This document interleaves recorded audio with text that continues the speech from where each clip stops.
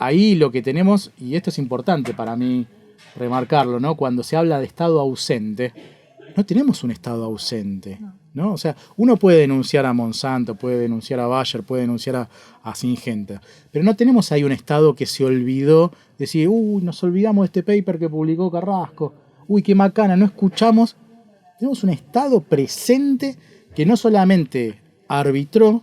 todas las medidas para que esto pudiera suceder, sino que salió a perseguir. De alguna manera nos toca hacernos cargo, ¿no? del tipo de ciencia que hemos venido construyendo. Lógicamente el sector de ciencia es un sector heterogéneo, como lo puede haber en cualquier otro sector, digamos, de trabajadores, en donde hay cierta parte, digamos, que trabaja directamente y de manera servil para las lógicas de este modo de producción, que es el modo de producción capitalista,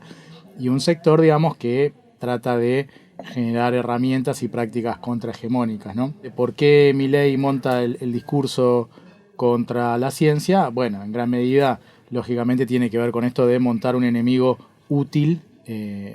para poder posicionarse ellos y no mostrar a las claras cuál es el verdadero enemigo o cuál es la cara del verdadero enemigo. Sobre eso también se montan, digamos, lógicas, podríamos decir, terraplanistas, ¿no? Porque efectivamente en este momento quienes están entre las autoridades de la ciencia y técnica existen personas que básicamente creen que la Tierra no es redonda, ¿no?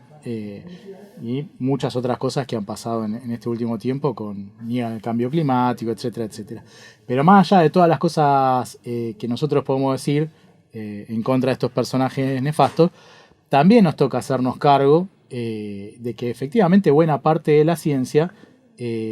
no ha terminado generando o favoreciendo lo que tiene que ver con el bienestar de nuestros pueblos, de nuestros cuerpos y territorios. Entonces hace ya años y décadas que algunos sectores hemos venido intentando parar la oreja y tratar de parar un poco la pelota y no solamente explicar por qué es importante la ciencia, por qué es importante que nos financien, por qué, digamos, de la ciencia podemos hacer tantas y cuantas cosas útiles, sino también tratar un poco de escuchar qué problemáticas tiene la gente y hasta qué punto la ciencia podría volcarse un poco a intentar ayudar o resolver, digamos, problemáticas locales, problemáticas sociales, problemáticas ambientales, que muchas veces no solamente no escuchamos o no ayudamos a resolver, sino que la propia ciencia es la que genera, ¿no? El producto de nuestra tecnociencia, lamentablemente, muchas veces es la que genera todos estos problemas. Entonces, pareciera ser, digamos que, y esto lo decimos muchas veces, pareciera ser que nunca es un buen momento para discutir o para hacer una crítica de la ciencia que tenemos, ¿no? Porque cualquier crítica que vos hagas de la ciencia resulta que es funcional a este tipo de sectores terraplanistas, anticientíficos, medievalistas, oscurantistas, pongámosle el rótulo que le querramos poner. Entonces, cuando hay un gobierno, entre comillas, progresista, que no lo es, no es un buen momento para hacer una crítica de la ciencia porque se le hace el juego a la derecha. Y cuando asume la derecha más rancia, el neofascismo, podríamos decirle así, tampoco es un buen momento para hablar de eso, porque hoy por hoy tenemos que pelear por gente que se queda sin trabajo, claro, por lo más básico, exacto, por el plato de comida, básicamente, de nuestros propios compañeros y compañeras. Desde nuestro punto de vista, siempre es un buen momento para discutir qué tipo de ciencia queremos, ciencia para qué, ciencia para quién, ciencia de quién, con quiénes. En definitiva, deberíamos estar construyendo nuestra ciencia. Y bueno, aparece un poco el concepto este de ciencia digna, un poco con la referencia de Andrés Carrasco, ¿no? que fue un poco un faro para muchas y muchos de nosotros. Bueno, yo tuve el placer, el gusto, digamos, de compartir muchos momentos con él. Andrés nos ayudó muchísimo en distintos momentos y en distintos ámbitos. Cuando fundamos en su momento el movimiento de jóvenes científicos precarizados, que era el grupo de becarios y becarias que justamente denunciábamos que no teníamos derechos laborales, que no éramos reconocidos como trabajadores, que pedíamos mejores estipendios, pedíamos ser reconocidos justamente como trabajadores, pero también nos planteábamos justamente esto del ciencia para qué, para quién, una ciencia al servicio del pueblo. Planteábamos la democratización del CONICET, un CONICET que no incluye entre sus órganos de gobierno, funciona, digamos, básicamente con un estatuto de la dictadura, No incluye en sus órganos de gobierno a becarios y becarias, a personal administrativo, a buena parte, digamos, de sus trabajadores, pero sí incluye justamente a parte, digamos, del sector vinculado con la sociedad rural o con determinadas burocracias que muchas veces juegan justamente en contra de los intereses populares. Entonces la democratización de esos órganos de gobierno y la democratización en sentido más amplio justamente de una ciencia que pueda generar un diálogo de saberes con los saberes de los pueblos fumigados, con los saberes de distintos sectores de trabajadores. Andrés Carrasco, que yo lo mencionaba hace un rato, apoyó siempre nuestros reclamos, cuando en su momento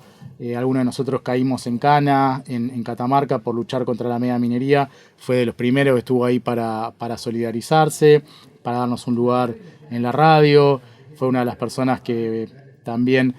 formó parte, digamos, del intento de hacer un curso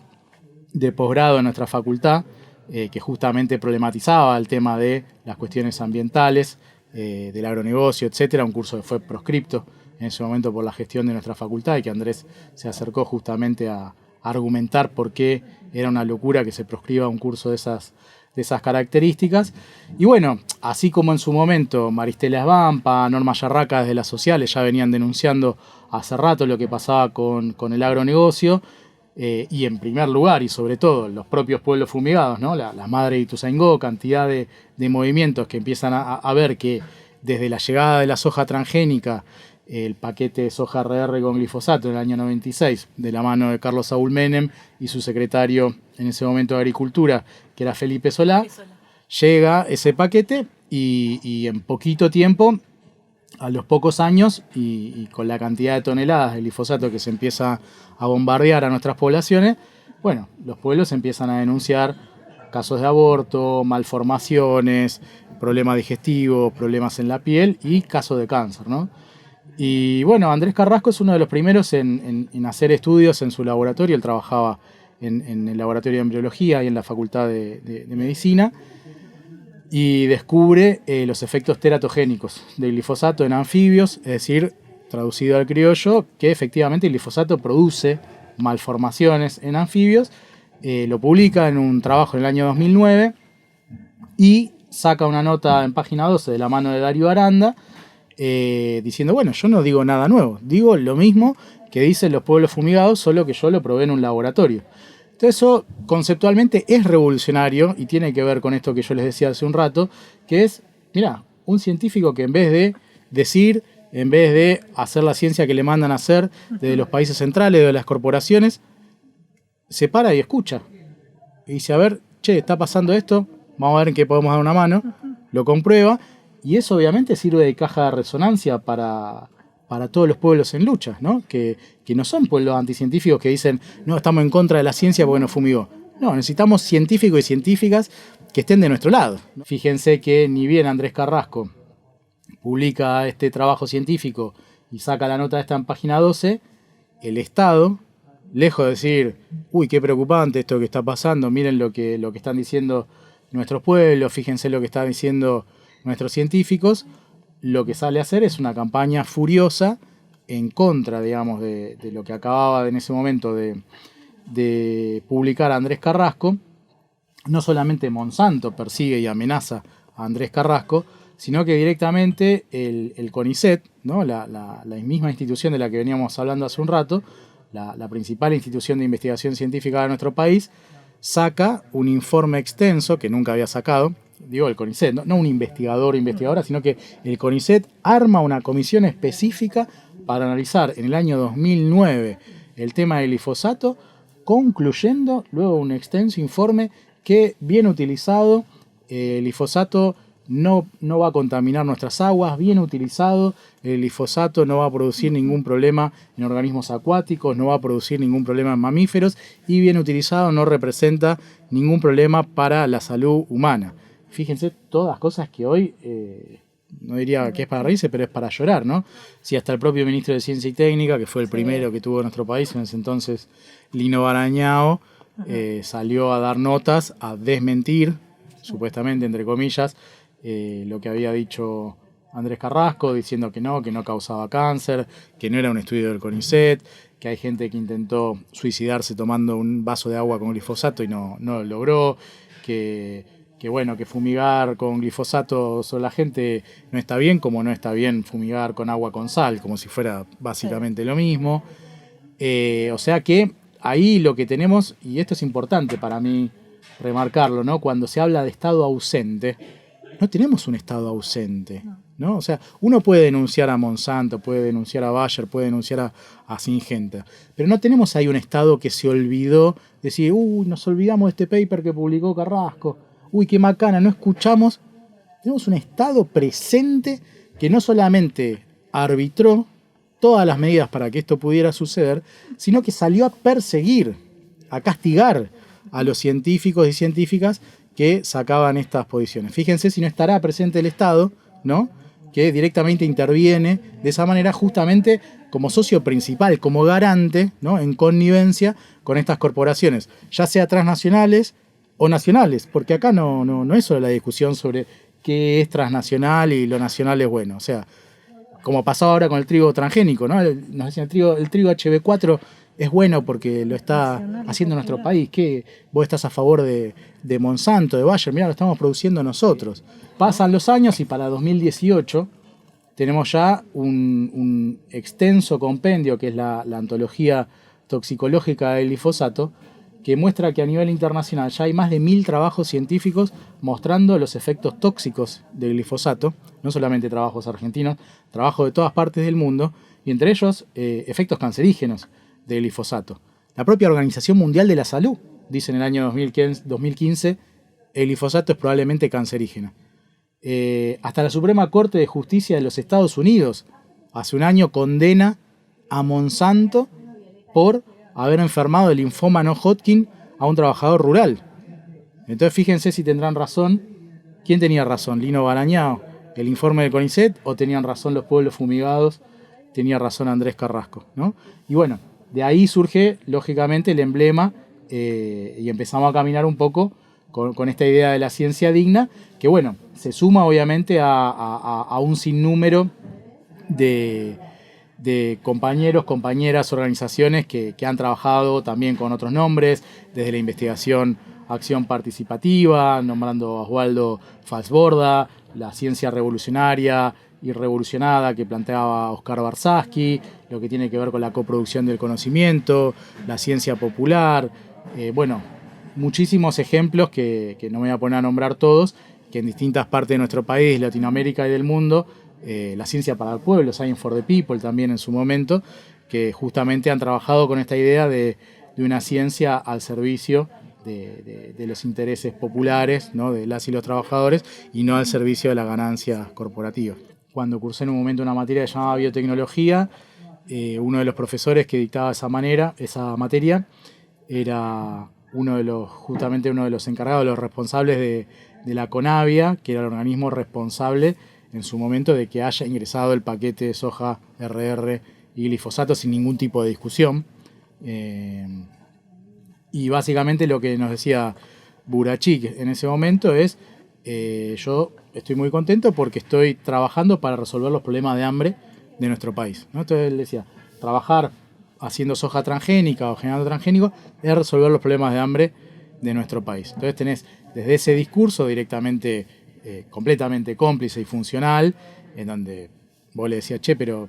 la soja se exporta a China para que se alimenten los chanchos en China. O sea, si nosotros tenemos campo para alimentar 10 veces la población de nuestro país, no se resuelve por ahí el problema del hambre. Y ahí enseguida reculaban y dicen, no, sí, usted tiene razón, lo que pasa es que nuestros gobiernos utilizan de mala manera. Entonces ahí aparecía justamente la neutralidad de la ciencia, en donde nosotros producimos herramientas neutrales que bien utilizadas son maravillosas y mal utilizadas por culpa de nuestros gobiernos, entonces no. Pero después teníamos y tenemos, digamos,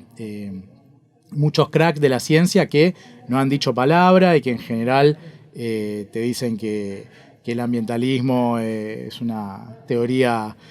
hippie, ¿no? Regresiva, medievalista, y que básicamente lo único que te explican en las clases es que agregar una secuencia de 4 nucleótidos, una secuencia que tiene alternados 4 nucleótidos dentro de otra secuencia, que es hacer un transgénico, no produce ningún tipo de problema porque todos los organismos tienen ADN, entonces poner un poco de ADN en otro poco de ADN no te puede generar ningún problema, ¿no? Y eso es algo ya más profundo, digamos, y más extendido en la práctica científica es lo que tiene que ver con el reduccionismo, ¿no? En donde básicamente yo te intento mostrar que un transgénico no va a representar un problema para la salud sobre la base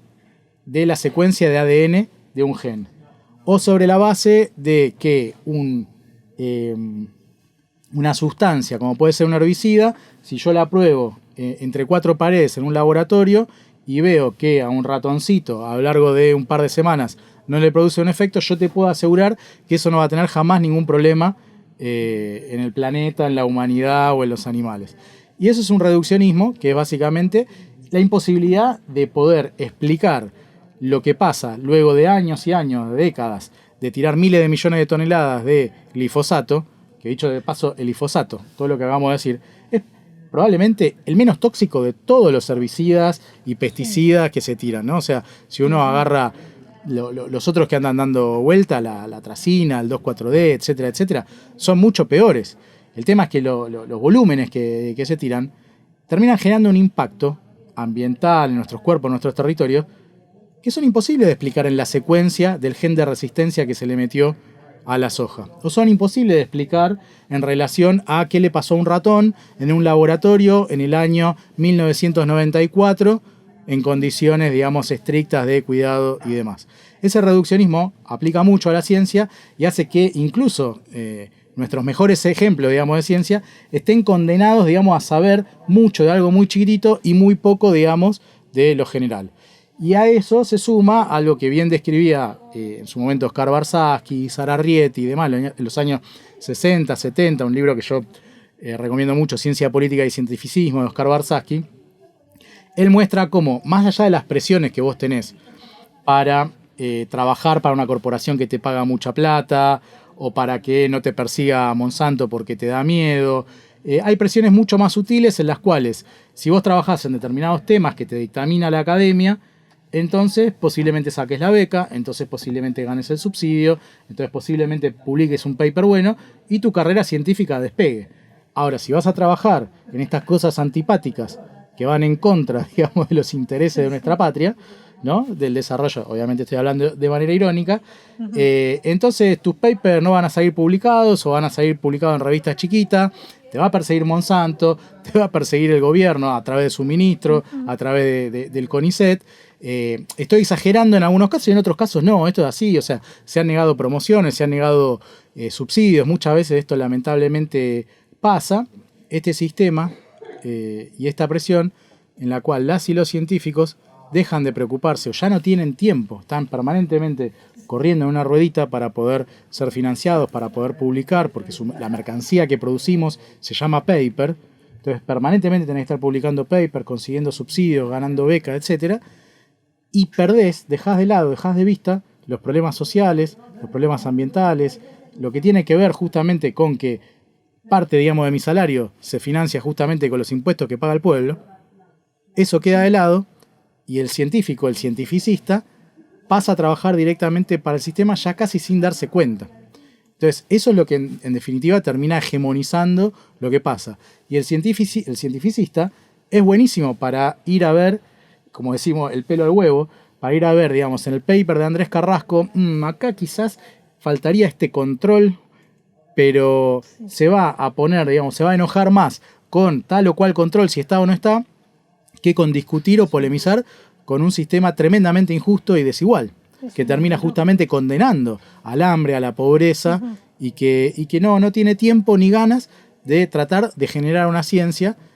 porque sabe que se le puede volver también muchas veces en contra, al servicio justamente de ese pueblo. Y fíjate una cosa más, te digo,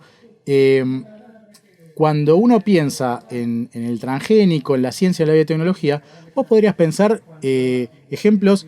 muy buenos o muy interesantes al servicio justamente de la salud pública, ¿no? O sea, uno podría pensar en producción pública de medicamentos y vacunas, ¿no? La insulina, digamos, que se produce de manera recombinante en una bacteria, es un avance muy importante, ¿no? O sea, poder curar o tratar la diabetes, poder generar una vacuna, la BCG, digamos, a nivel de nuestros laboratorios. Bueno, cantidad de desarrollos que se han, ni hablar, obviamente, de la cerveza, del pan, que se produce a través, digamos, de milenios, digamos, de sofisticación en las técnicas biotecnológicas, pero cuando eso lo agarra y lo coopta el lucro privado, las corporaciones, todo ya deja de estar al servicio de la salud como derecho o al servicio de la alimentación como derecho, y pasa a ser un negociado de las corporaciones para el lucro de esas corporaciones. Entonces ya directamente te pasa a vender directamente el paquete del herbicida con el transgénico o de la vaca que produce la hormona de crecimiento, etcétera, etcétera. Hay una estrategia, a nuestro parecer, que le ha resultado muy útil a este gobierno, sobre todo en la campaña, que es montar, digamos, como enemigo a un determinado sector que en particular efectivamente tiene como parte al sector científico, pero en términos generales es el sector de la cultura, es el sector de los derechos humanos, es el sector de quienes trabajan también en políticas de género, en donde de esa manera invisibiliza o pretende invisibilizar, obviamente, los verdaderos enemigos que uno podría llamar del pueblo, de la clase trabajadora, que son quienes han llevado durante años y décadas a la miseria, a miles de trabajadores, y nos pone a nosotras o a nosotros como parte de esa casta, ¿no? O sea, la casta, en lugar de ser esos empresarios que viven a expensas, digamos, de lo que producimos quienes trabajamos, resulta que en teoría seríamos nosotros, seríamos el sector estatal, con nuestro sueldo de miseria, con nuestra precarización laboral, quienes venimos a representar la miseria, digamos, de buena parte del sector más pauperizado, que ni siquiera tiene, ¿no?, derechos laborales. Muchas veces hemos encontrado, qué sé yo, gente que trabaja en Rappi, gente que trabaja, digamos, en distintas aplicaciones, que termina votando a Milei, porque Milei constituye un discurso segmentado en el cual a unos le dice una cosa, a otros le dice otra, y encuentran, digamos, en la miseria de la que venían, una presunta vía de escape y un enemigo que resulta útil en este momento para de alguna manera tratar de invisibilizar al enemigo real. Pero bueno, esto es algo que ha pasado históricamente, ¿no? Hay como una alternancia entre distintos gobiernos, digamos, en la época de Menem, que han mandado a los científicos a través de Cavallo a lavar los platos, la época de la Alianza, de la Rúa, en donde se ha intentado incluso cerrar, también el CONICET, tuvo un recorte brutal en ese entonces, y otros momentos en los cuales pareciera ser que la ciencia no era un artículo de lujo, pero en donde la ciencia ha pasado a ser un engranaje con políticas que han profundizado cada vez más la orientación mercantilizadora de la ciencia. Entonces venimos alternando entre una ciencia cada vez más al servicio de los intereses corporativos, que puede ser el agronegocio, que puede ser la industria farmacéutica, que puede ser el negocio ganadero, forestal, el litio, el fracking, la explotación offshore, y momentos en los cuales parece que la ciencia es un artículo suntuoso y entonces es mejor, digamos, que no se haga ciencia. Pero en definitiva no termina siendo la realidad. Cuando uno ve en general quienes terminan yendo a parar a los órganos de toma de decisión, sea del CONICET, sea de la Secretaría de Ciencia y Técnica ahora, o del Ministerio de Ciencia y Técnica antes, o incluso, digamos, que yo, uno ahora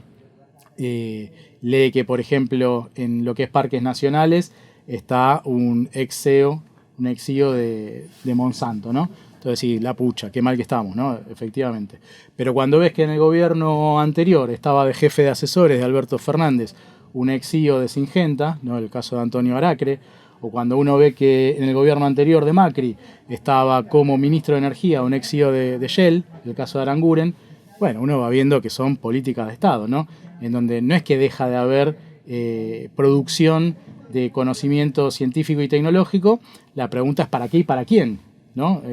Y de qué manera todo eso se va reorientando cada vez más fuertemente hacia el mercado y hacia el lugar que en definitiva tiene nuestro país en lo que es la División Internacional del Trabajo como productor de commodities, ¿no?, en particular sobre todo en lo que tiene que ver con el agronegocio, el negocio ganadero, bueno, las distintas técnicas extractivistas que comentábamos hace un rato. Bueno, la situación del CONICET podríamos decir, creo que sin riesgo de exagerar, que es catastrófica, ¿no? Si bien no se venía para nada bien, o sea, se venía muy mal, en términos ya salariales, ¿no? Desde 2013, 2015, que venimos cada vez con un recorte salarial más fuerte, ¿no? Con un ajuste que se va sintiendo gobierno tras gobierno a nivel del CONICET, a nivel de nuestras universidades, con una profundización de lo que son las políticas de precarización laboral dentro del CONICET, que afectan sobre todo a becarias y becarios, que son básicamente la base precarizada, la mano de obra precarizada del sistema, y también lo que es el personal de apoyo y administrativo, que muchas veces trabaja con contratos basura, artículo 9, etcétera, que es todo personal, digamos, que no tiene estabilidad laboral y que muy fácilmente puede perder su trabajo, que es en definitiva lo que termina pasando con un gobierno como el actual de estas características, ¿no? A eso se le agrega que los subsidios venían ya producto de la inflación y la devaluación muy pauperizados. Nosotros, para poder hacer ciencia, sobre todo las ciencias experimentales, necesitamos equipos, insumos que vienen de afuera en dólares, con lo cual desde hace años ya que la financiación es insuficiente. Pero bueno, como decía, hay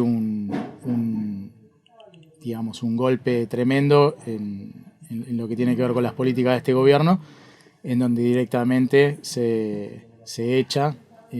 a personal administrativo, o sea, se arranca este gobierno con el anuncio, digamos, de dejar en la calle a decenas de trabajadores y trabajadoras administrativos y administrativas del sistema. Se recortan a cerca de la mitad las becas del CONICET, lo cual quiere decir que un montón de estudiantes que terminan la universidad y que estaban esperando para poder acceder al sistema científico a través de una beca, que, insisto, digamos, es una manera de precarización que implica no reconocer como trabajadores y trabajadoras a estas personas. Yo mismo fui becario durante muchísimos años, sin toda una serie de derechos laborales que uno debería tener. Pero bueno, se corta la financiación de quienes ingresan desde la universidad a esa beca, o quienes tenían beca doctoral, la posibilidad de tener beca postdoctoral. Entonces mucha gente queda en definitiva en la calle por culpa, digamos, de las políticas de este gobierno, y además se genera una parálisis completa, un congelamiento de lo que son los subsidios. Si ya de por sí eran poca plata, ahora directamente no solo se interrumpe los nuevos subsidios, sino que además subsidios que ya habíamos ganado, plata que nos correspondía, digamos, que nuestro grupo de investigación habían concursado de manera muy competitiva, porque justamente el hecho de haber poca plata, pero a la vez trabajar en institutos muy reconocidos a nivel mundial y latinoamericano, como nuestras universidades públicas o como el CONICET, luego de revisiones por pares y concursos, como decía, muy competitivas, plata que ya teníamos asignada ni siquiera la podemos ejecutar.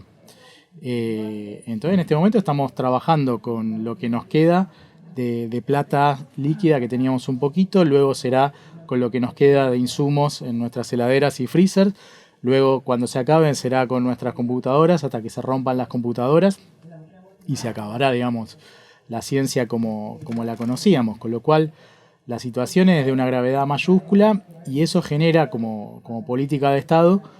un vaciamiento del sector público, no solo directamente a través de esas personas que son despedidas, sino a través de personas que en este momento todavía tienen un contrato, todavía tienen trabajo,